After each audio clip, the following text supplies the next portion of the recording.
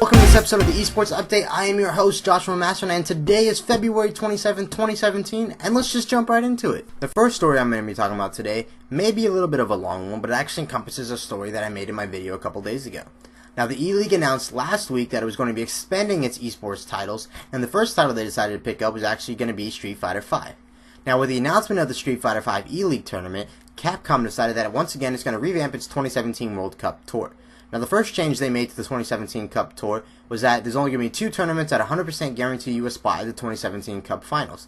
The first being your placements at the 2016 Cup Finals as the winner, the runner-up, and the third placer.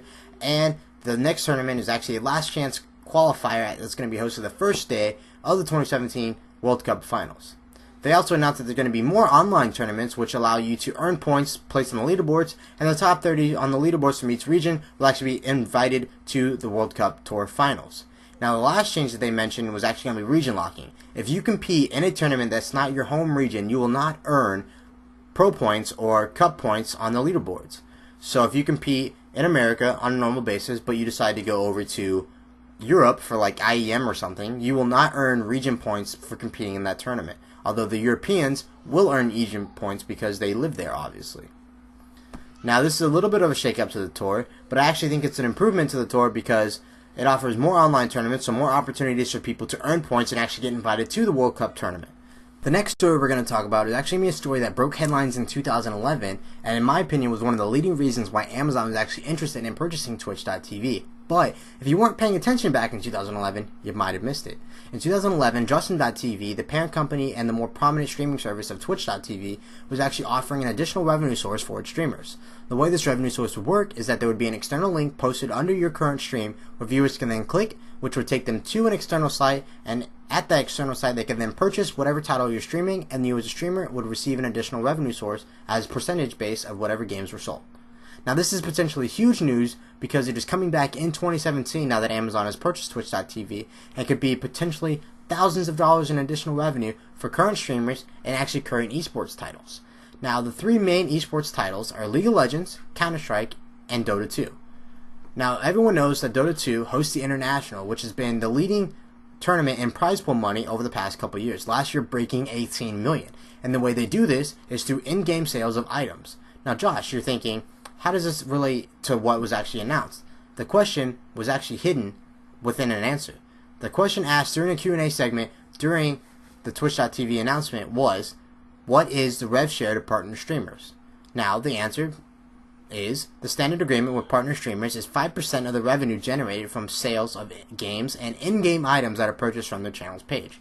Now, if you're reading this, you may not make the connection. Most people will focus on the 5% that streamers are actually offered. But if you're an esports tournament organizer, you know that you will probably stream on Twitch.tv. And if you're an esports title developer, you know that your game is prominently displayed on Twitch.tv. Now, in-game was actually at the end of that answer. In-game items that are purchased from their channel's page. Now, if you're a tournament hoster and you host a tournament on Twitch.tv, you can then partner with Twitch.tv and sell in-game items. Most prominently, League of Legends sells their LCS skins, or the LCK skins, or the LMS skins, or skins for any professional organization that works with League of Legends. Dota 2 is the same way, and Counter-Strike Go actually makes a lot of money outside of the game through skin betting and skin sales. This is potentially, again, thousands of dollars in extra revenue for esports titles to help boost their tournament prize pools, boost the notoriety of their title, and help boost the welfare of their players. Now, this was slated to be released in 2017, but it wasn't slated until spring, which is fairly soon. So look out for that being added to Twitch.tv. Last thing we're going to talk about is going to be Rostermania, or rumors of Rostermania that were announced over the weekend. In League of Legends news, you have Fnatic announcing that League of Legends player Amazing would be joining the Fnatic Academy team in the EU CS scene.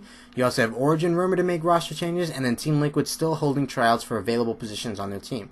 In CSGO news, you have Hiko announcing that he was been continuing with Optic through their Poland visit, but is unsure of his future after this event. You also have Envious signing Scream as a CSGO player. Then in Call of Duty news, you have a lot of European news. You have Splice replacing Josh for Zero. You have Rated replacing Shawnee on Elevate. You also have the Imperial dropping the entirety of its roster. And then you also have Renegades releasing the entirety of its roster. Thank you guys for watching this episode of the Esports Update, a little update of our own. We're going to be moving to a permanent schedule of releasing content on Mondays, Wednesdays, and Fridays. If there's any news that's breaking news or any news that you guys would like me to cover, make sure to tweet it at me. My Twitter is linked down below. If there's a difference of opinion you have on any story that I did cover, make sure to comment down below and I'll do my best to reply. Also, make sure you guys subscribe to the channel so you guys get the automatic updates of when the videos go live on Monday, Wednesdays, and Fridays. Again, thank you guys for viewing and watching the Esports Update. I am Joshua Masher, and I'll see you guys on Wednesday.